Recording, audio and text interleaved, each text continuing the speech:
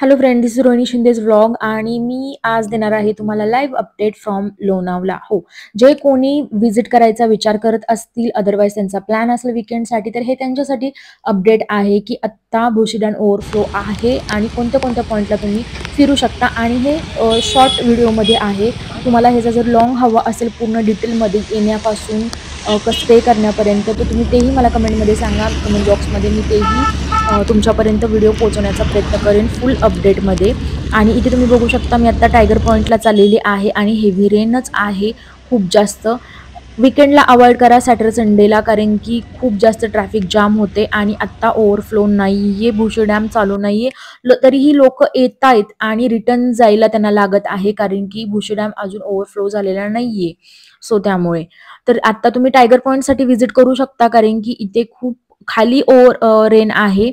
आणि आता तुम्हाला मी वरती दाखवते. इकडे वरती अजिबात हेवी रेन नाहीये, मीन्स पाऊसच नव्हता वरती गेल्यानंतर आणि वारेही नव्हते, कारण की वरती जास्त करून वारे राहते आणि पाऊस पण आज नाहीये. 2-3 डेज झाले, कारण की पाऊस कमी असल्यामुळे लोक व्हिजिट करतात. आणि तुम्ही ते बघू शकता आत्ता टुरिस्ट खूप जास्त आहे तिथे लोणावळ्यामध्ये वरती टायगर पॉईंटला. आणि खूप छान असे क्लायमेट झालेले सगळीकडे तुम्ही बघू शकता. फॉगच फॉग आहे. पर्सनली मला खूप जास्त टायगर पॉईंटवरती जायला आवडते. सो त्यामुळे आज हा विचार केला तुमच्याशी पण आज शेअर करावे लाईव्ह अपडेट, कारण की कोणाकोणाला यायचं असते आणि माहीत नसते एक्झॅक्टली आत्ता कसं आहे, पाऊस पडत आहे नाही पडत आहे. सो त्यामुळे मी तुमच्याशी हा व्हिडिओ शेअर करत आहे आणि तुम्ही मला कमेंटमध्ये सांगा अजून तुम्हाला कोणत्या ह्याच्यावरती व्हिडिओ हवा आहे. आणि मी तसंही लाईव्ह अपडेट देईनच तुम्हाला. भोशी डॅम ओव्हरफ्लो झाल्यानंतर मी तुम्हाला नक्कीच लाईव्ह अपडेट देणार की तो ओव्हरफ्लो झाल्यानंतर. तर तुम्ही नक्की त्यावेळेस तुम्ही प्लॅन करू शकता तुमच्या फॅमिलीसोबत. आणि लुक ॲट दिस, इथे बघू शकता तुम्ही खूप भारी असं फॅमिलीसोबत यायला तर खूपच एकदम भारी आहे. तुम्ही नक्की विजिट करू शकता फॅमिलीसोबत तुमच्या.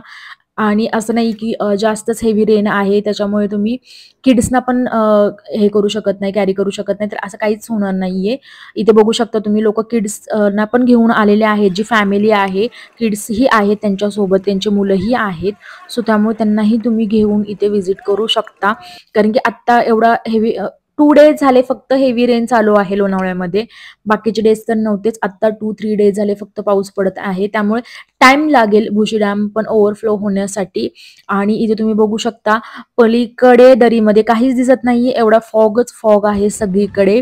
आणि वारेही तेवढेच. ॲक्च्युली वरती खूप जास्त थंडी वाजते, पण एवढा पाऊस नसल्यामुळे आत्ता थंडी एवढी नाहीये. सो त्यामुळे लोक इझीमध्ये बाहेर चेअर टाकून बसलेले आहेत आणि आपल्या भुट्ट्याचा आनंद घेत आहेत.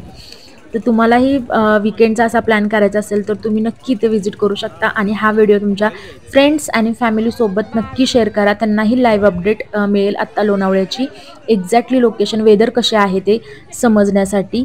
आणि इथे मी भुट्ट्याचा आनंद घेत आहे.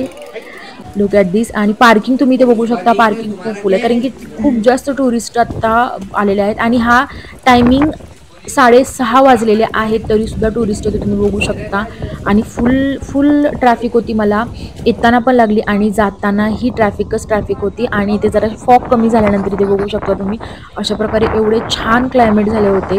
वेदर आपण म्हणू शकतो एकदम भारी झाले होते, जायची इच्छा होत नाही तिथून रिटर्न घरी. आणि त्याच्यानंतर मग थोडंसं रेन स्टार्ट झाली, पाऊस थोडासा पडायला सुरुवात झाली आणि मग आम्ही अशा प्रकारे परत नंतर घरी झालो. अशा प्रकारे इथे व्हिडिओ एंड करते.